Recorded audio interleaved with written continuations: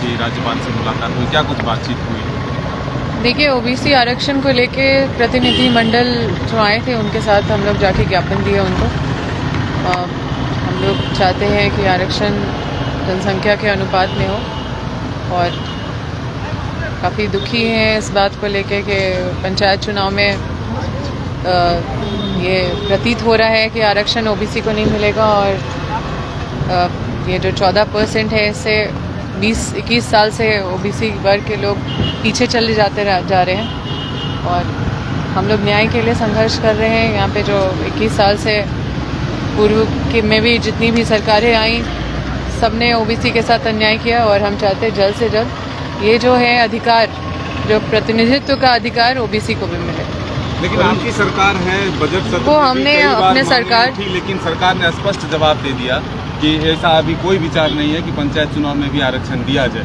तो क्या लगता है कि राजभवन से सकारात्मक पहल होगी और इसका लाभ मिलेगा?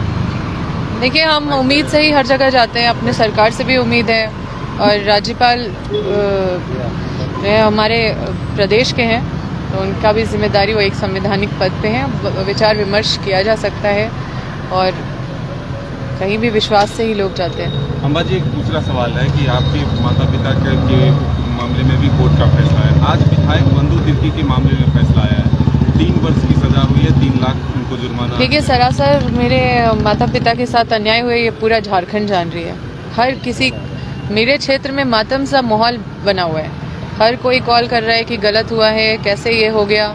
तो हर कोई के लिए एक बहुत बड़ा झटका है ये और हम न्याय के लिए हमेशा संघर्ष करते रहेंगे। बिल्कुल ये अन्याय बर्दाश्त नहीं है हमको।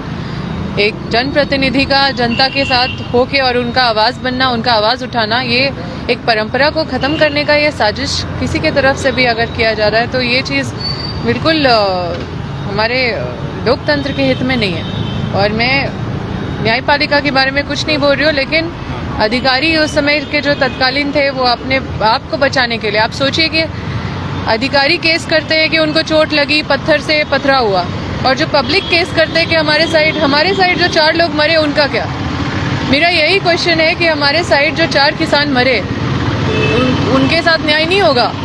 और पथराव हुआ तो बयान में भी, कहीं भी केस में ये बयान किसी ने डायरेक्टली नहीं बोला है कि निर्मला देवी ने पत्थर से मारा, सिर्फ है कि पत्थर मारा, वहाँ पे निर्मला देवी बैठी हुई थी।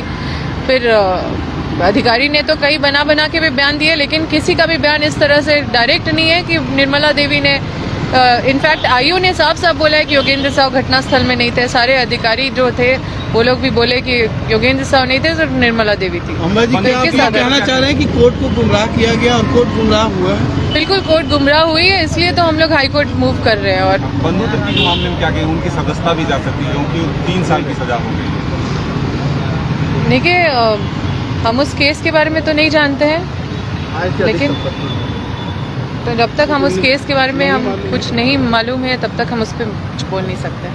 लेकिन जो हमारा ये जो चिरुडी गोलीकांड है, इस घटना के बारे में हर कोई जानते हैं, आप जानते हैं, पूरा झारखंड जानता है। बड़े बड़े नेता उस स्थल पे पहुंचे थे। हमारे जो अभी मुख्यमंत्री, माननीय मुख्यमंत्री, वो भी गए थे उस घटना में। आलमगीर आलम सर भी गए थे, सुबोध खान सहाय भी गए थे, धनबाद से उस समय नीरज सिंह थे, वो भी गए थे। मतलब कई नेता गए थे, पूरे नेताओं का तांता लगा हुआ था। लेकिन आज जब उनके हक और अधिकार के लिए जब बात करने की बात है, जब वहाँ पे जो सैकड़ों लोगों के साथ जो अन्याय आज तक लोग झेल रहे हैं, जिनके बच्चे मर गए, उनको न्याय नहीं मिला, तो उनका आवाज़ कौन उठाएगा? उनको न्याय कैसे मिलेगा?